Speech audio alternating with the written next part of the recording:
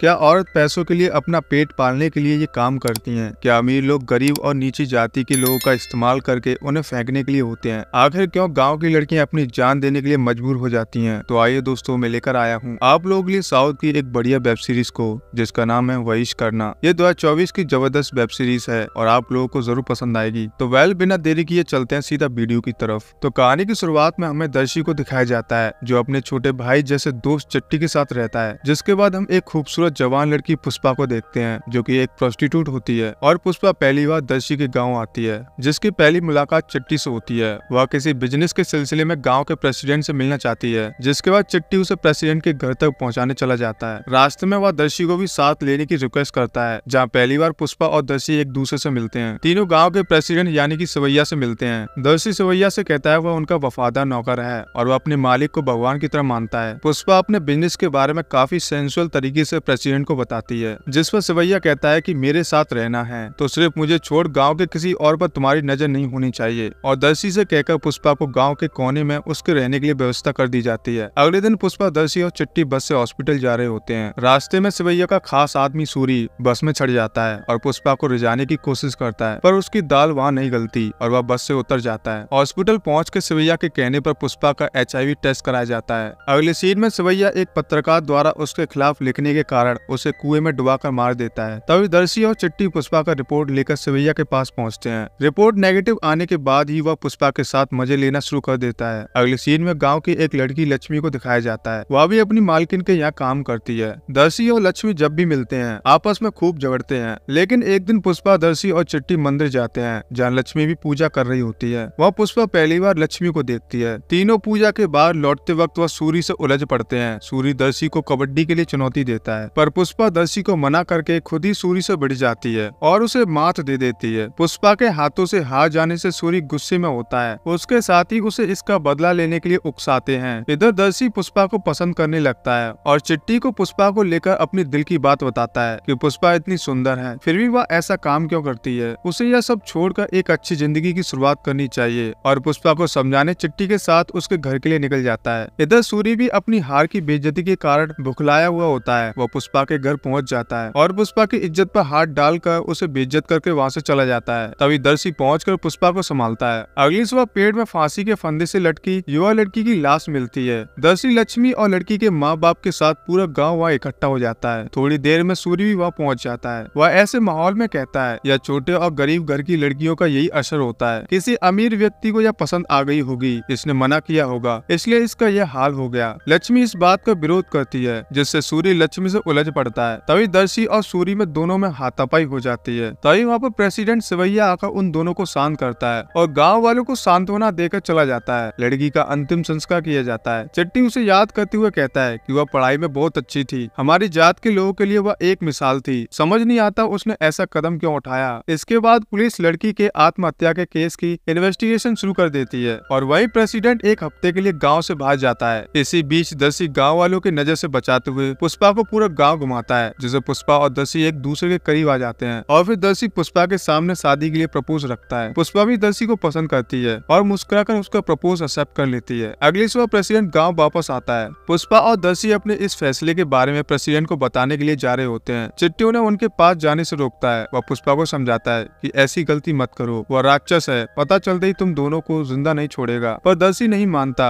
वह तो उनको अपना भगवान मानता है। वह कहता है कि मैं उन्हें बचपन से जानता हूँ, वह बाहर से कठोर हैं पर अंदर से कोमल हैं। दोनों सवैया के पास जाते हैं और उनसे शादी के लिए अनुमति मांगते हैं। यहाँ पर सवैया उन्हें शादी के लिए अनुमति तो दे देते हैं, पर उनका इरादा सही नहीं होता।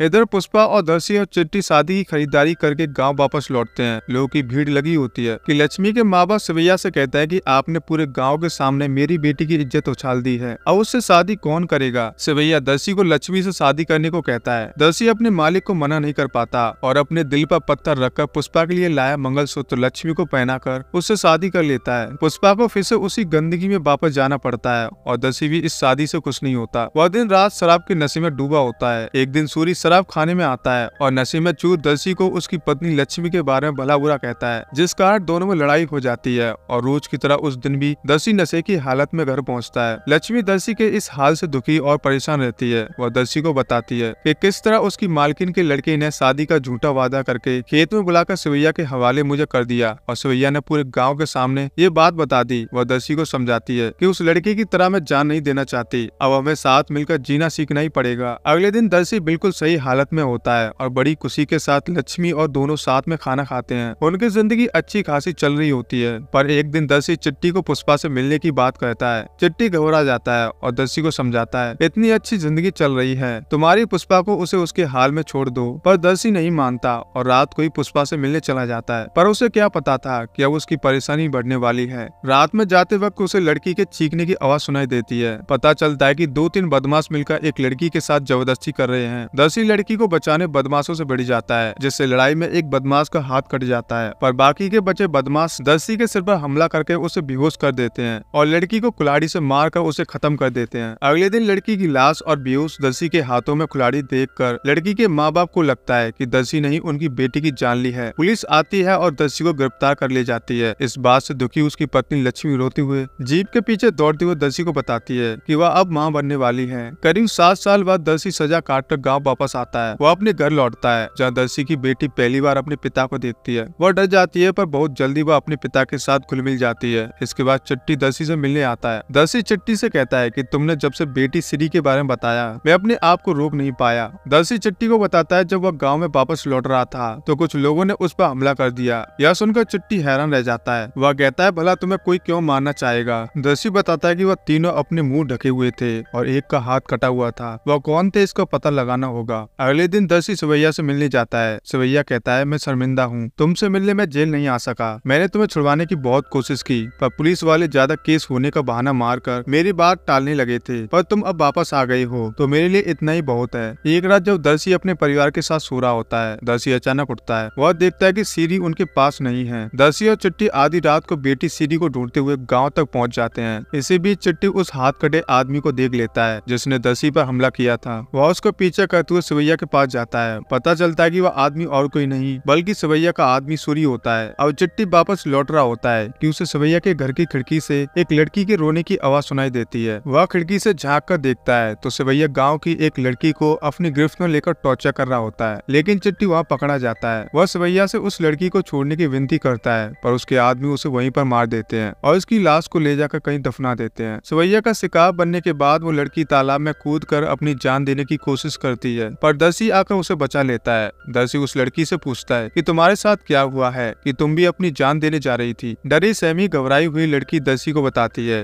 कि एक जवान लड़की अपनी माँ के सामने कपड़े नहीं बदल सकती, पर यदि कोई अनजान आदमी उसे पूरी तरह से नंगन कर उसे अपनी गंदी नियत बताए, उसे हवस की नजरों से देखे, तो यह अनुभव उस लड़की के लिए मौत से भी कई ज्यादा भयानक होती है। उस प्रेसिडेंट सवैया ने मेरे साथ यही किया। तुम्हें पता है कि हमारे गांव में लड़कियां क्यों आत्महत्या कर रही हैं? वह राक्षस सवैया गांव की युवा लड़कियों को अपने घर में नगन कर उन्हें कामुक कहानी सुनाता था और उसके बाद उनके आदमी जानवरों की तरह उनका रेप करते थे। लड़की की उम्र उसके लिए कोई मायने नहीं रखती थी। उम्र जितनी कम होती है वह उतने ही उसके मजे लेता था। दर्शी को अपनी मालिक सवैया, जिसे वह भगवान मानता था, और उसका खास आदमी सूरी का असली गिरहनों चेहरों का पता चल जाता है। वह लड़की दर्शी को सूरी तक ले जाती है, जहाँ दर्शी की बेटी सीरी भी सूरी के कब्जे मिलती है। दर्शी और सूरी दोनों एक दूसरे खून के प्यासे रहते हैं। गांव में गई युवा लड़कियों की जान और अपनी बेटी के अपहरण से बुखलाया दर्शी सूरी पर टूट पड़ता है और उसे मौत के घाट उतार देता है। इसके बाद सूरी अपनी बेटी को घर ले आकर उसे वापस उसी जगह पर सुला देता है। लक्ष्मी सोई होती है। उस रात क्या हुआ इसकी उसे कोई खबर नहीं होती। अगली सुबह दर्शी लक्ष्मी से कहता है कि सीरी का जन्मदिन आने वाला है, मैं शहर जाकर उसके लिए कपड़े और कुछ सामान लेकर आता हूँ, मेरे आने तक तुम अपना ख्याल रखना। बेटी सीरी से भी कहता है कि मम्मी को ज्यादा परेशान नहीं करना, मैं जल्द लौट आऊंगा। इसके बाद गुस्से से भरा दर्शी धारदार हथियार लेकर वहाँ से निकलता है और मालिक सवैया के घर तक पहुँचता है। दर्शी उसे मारने के लिए सही मौके की तलाश में होता है। उनके घर का काम पूरा होने के बाद वह सवैया से अपनी बेटी के बर्थडे के कपड़े लेने के लिए शहर जाने की अनुमति मांगता है। सवैया दर्शी को कुछ पैसे बेटी के लिए देकर उसे जाने की अनुमति देता है। इसके बाद दर्शी पुष्पा से मिलने उसके घर जाता है। अंदर ही अंदर गम से भरी पुष्पा बाहर से अपने आप को खुश दिखाने के लिए दर्शी से कहती है कि वह वह अपने इस काम से खुश है। उसका मानना है कि यह दुनिया औरत के घुटनों के आगे झुकती है। ये कमाई मेरे द्वारा लोगों को दी हुई खुशी के बदले का इनाम है। दर्शी उससे कहता है कि कमाई करने के और भी तरीके हैं, तुम ये सब छोड़ के यहाँ से चली क्यों नहीं जाती। पुष्पा कहती है कि यदि कोई उसकी खूबसूरती को वैल्यू देने वाला और उसे खुश रखने वाला मर्द मिल जाए तो यह सब वह छोड़ देगी। मुझे तो अब तक कोई ऐसा नहीं मिला। यदि तुम्हें कोई ऐसा मिल जाए तो मुझे जरूर बताना, मैं तुम्हें तुम्हारा कमीशन भी दूंगी। जिसके बाद दर्शी पुष्पा को एक जोरदार थप्पड़ मारता है, जिसके जवाब में पुष्पा भी दर्शी को एक थप्पड़ लगा देती है। इसके बाद दोनों एक दूसरे को किस करने लगते हैं और दोनों का इंटीमेट सीन दिखाया जाता है। पुष्पा कहते हैं कि मैंने 7 साल तुम्हें तुम्हारी बेटी में देखा, वह पूरी तरह तुम्हारे जैसी दिखती है। यह तोहफा मेरी तरफ से उसे दे देना। दर्शी कहता है कि पुष्पा तुम यह गाँव छोड़ दो